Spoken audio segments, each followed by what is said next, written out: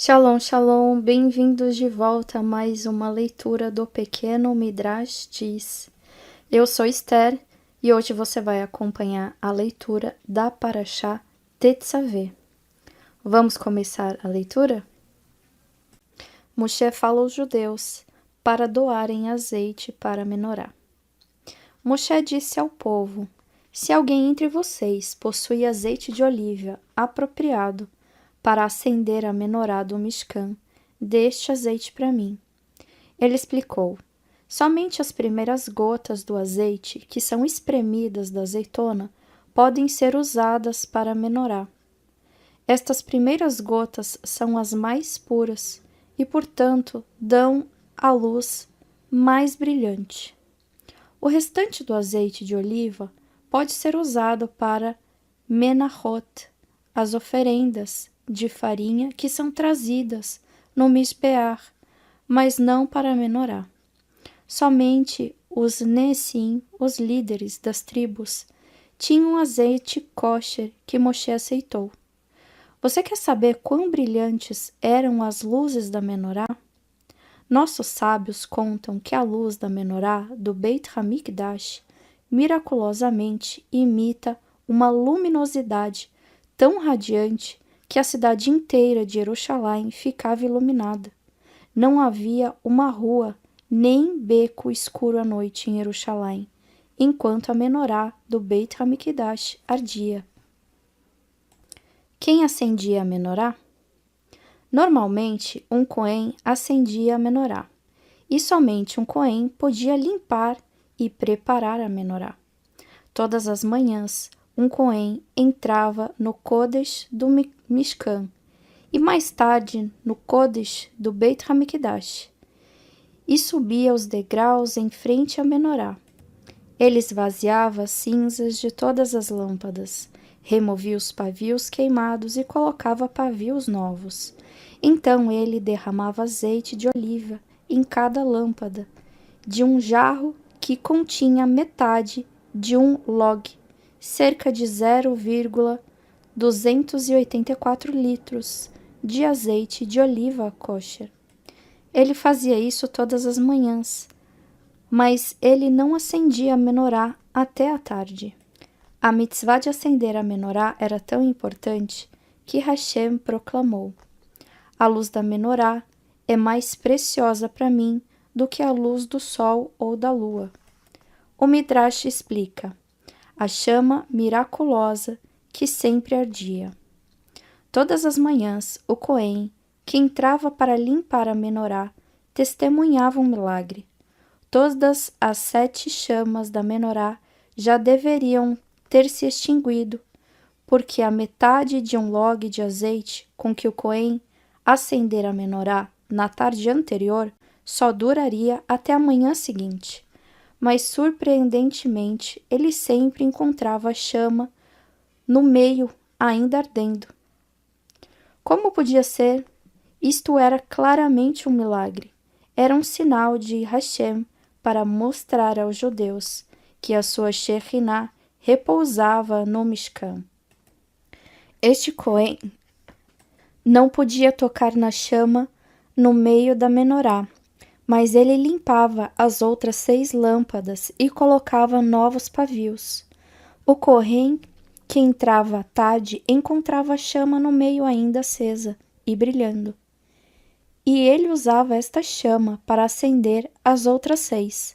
Somente depois disso, ela apagava a chama do meio e limpava as cinzas da lâmpada do meio e acendia novamente. A chama do meio, também chamada de Ner Ma'aravi, ardia deste modo todos os dias no Mishkan e também no Beit HaMikdash, enquanto os judeus eram tzadikim. Hashem fala a Moshe sobre as roupas especiais para os Kohanim. Hashem disse a Moshe: diga a seu irmão, Aharon, Hashem escolheu você para ser o Kohen Gadol, o sumo sacerdote, encarregado da Avodá, o serviço de Hashem no Mishkan. Seus filhos e os descendentes deles serão Kohanim, que realizarão minha avodá. Este é um grande privilégio para todos vocês. Hashem também informou a Moshe: o Cohen Gadol e os Kohanim deverão vestir roupas especiais e bonitas durante a avodá. As roupas do Cohen Gadol serão extremamente belas, mais distintas do que as dos mantos de qualquer rei. Quando os judeus virem os Kohanim em suas vestes maravilhosas, eles compreenderão que os Kohanim são pessoas especiais e se comportarão de modo respeitoso com eles. Estas roupas também lembrarão aos próprios Kohanim que eles são especiais. Isto os ajudará a servir melhor a Hashem. As roupas dos Kohanim eram sagradas e, portanto, vários dinim, leis, se aplicavam a elas. Eis algumas. 1. Somente um Kohen poderia usar Bigdei Kehuná, vestes de Kohanim. Um levi ou um judeu comum nunca poderiam vesti-las. 2. Um Kohen só poderia usá-las enquanto estivesse no Mishkan ou no Beit HaMikdash. Quando ele saísse, deveria tirá-las. 3. Um Kohen não podia ir dormir com a Bigdei Kehuná, porque isso seria falta de respeito. 4. O Cohen deveria vestir exatamente aquelas roupas que a Torá ordena. Se uma peça de roupa estivesse faltando, enquanto ele realizasse uma avodá, um ato do serviço, a avodá era inválida. Quais eram as Bigdei Kehuná, as vestes dos Kohanim? O Cohen Gadol tinha 8 vestes. E o Cohen Hediot, um Cohen comum, tinha 4 roupas. Estas eram as 4 vestes do Cohen Hediot. 1. Kutonet, uma túnica longa. 2. Mir Nassaim, calças. 3. Migbaat, um chapéu. 4. Avnet, um cinturão. Estas eram as 8 roupas do Cohen Gadol. 1. Cotonete, uma túnica longa. 2. Mir Nassaim, calças. 3. Misfenet, um chapéu que era diferente do chapéu de um Cohen comum. 4. Avnet, um cinturão. 5. Roshem, o peitoral. 6. Éfod, o avental. 7. Meil, o manto. 8. Tzitz, a placa da cabeça, tiara. Antes de explicarmos mais sobre estas roupas, vamos nos perguntar: qual parte do corpo de todo Cohen e de todo Cohen Gadol deveria permanecer descoberta, porque a Torá não ordenou nada para cobri-la? Talvez você tenha notado, nem o Cohen Gadol e nem o Cohen comum usavam sapatos ou sandálias. A Torá ordena que um Cohen faça a avodá descalço, já que a terra do chão do Mishkan e as pedras do chão do Beit HaMikdash eram sagradas. E Hashem queria que os pés dos Kohanim tocassem no chão. Os Kohanim, é claro, obedeciam às instruções de Hashem, mesmo que fosse difícil para eles. O chão de pedras do Beit HaMikdash era muito frio durante o inverno. Além disso, os Kohanim estavam sempre vestidos com roupas leves. Somente Kitonet, a túnica longa, cobria os seus corpos. Eles não tinham permissão de usar alguma roupa extra durante a avodá. Os Kohanim frequentemente adoeciam. E na época do Beit HaMikdash, um médico especial era designado para cuidar dos Kohanim e lhes dar remédios para curá-los. Mas é claro, nenhum Cohen abandonava o privilégio de servir a Hashem no Beit HaMikdash. Mesmo com o risco de pegar um resfriado, ao andar descalço no chão frio. Observação. Assim como os Kohanim ficavam felizes por fazer o serviço de Hashem, mesmo que estivessem desconfortáveis, um judeu ignora os desconfortos físicos a fim de cumprir uma mitzvah. É claro que é mais confortável ficar na cama em uma manhã fria de inverno do que ir a estivá, mas devemos nos esforçar, ou do contrário, não nos tornaremos Talmidei Chachamim. Também pode ser cansativo ter de obedecer nossos pais quando eles não dão alguma tarefa e estamos exaustos.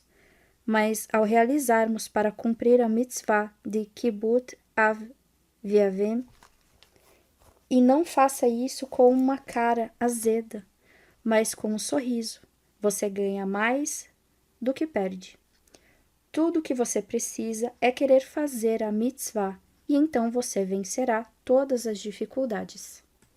Agora vamos examinar mais detalhadamente as roupas dos Kohanim, começando com as do Cohen Hediot, o Cohen comum. As roupas do Cohen comum. Cotonete, uma túnica longa. O cotonete era feito de linho branco e chegava até a sola dos pés do Cohen. Avinet, um cinturão. O Cohen usava um cinto por cima da túnica longa. Este cinto era muito, muito longo, 32 amot, cerca de 16 metros, e dava várias e várias voltas em torno da cintura do Cohen. Ele era feito de tecidos coloridos. Mirnassaim, calças. As calças eram curtas e eram feitas de linho branco. Migbaat, um turbante. Uma faixa branca e longa, feita de linho, era enrolada várias vezes em volta da cabeça do Cohen para formar um turbante pontudo. As roupas do Cohen Gadol. O Cohen Gadol, assim como o Cohen comum, vestia um cotonete, uma túnica longa, um avenete, um cinturão, e um mirnassaim, calças. Misnefet, um turbante.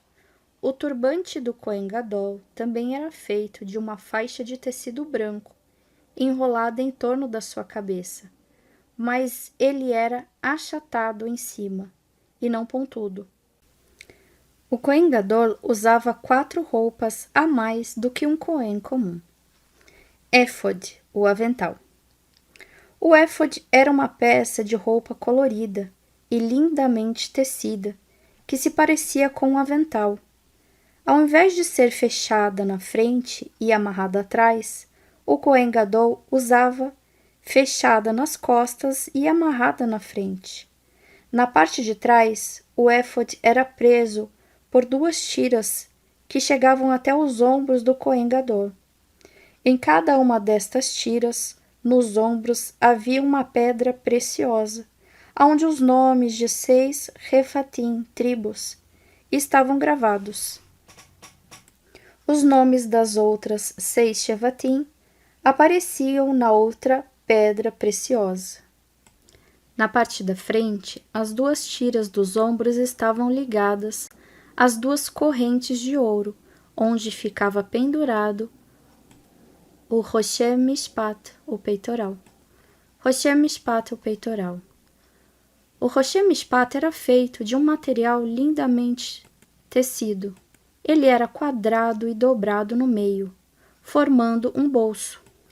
Dentro deste bolso, Moshe colocou o Zurim, Vetumim, um pedaço de pergaminho com o nome sagrado de Hashem, de 72 letras, escrito nele. Como o Zurim Vetumim era muito sagrado, o Roshem Mishpat era o mais importante de todas as Bigdei Kehuná, assim como o Aron era o objeto mais importante do Mishkan e do Beit HaMikdash. Hashem ordenou que 12 pedras preciosas fossem incrustadas no Roshem Mishpat. Em cada pedra estava escrito o nome de uma Shevat, tribo. Enquanto o Cohen Gadol usava o Rosheh Mishpat, ele nunca se esquecia das 12 Shevatim. Ele as mantinha em mente ao realizar a Avodá. Quando ele rezava, pedia a Hashem para ajudá-las e abençoá-las. E Hashem também sempre via a placa com os nomes das 12 Shevatim, e ele se lembrava quão grandes tzadikim eram os 12 filhos de Yaakov, e pelo zehut, mérito deles, ele ajudava os judeus.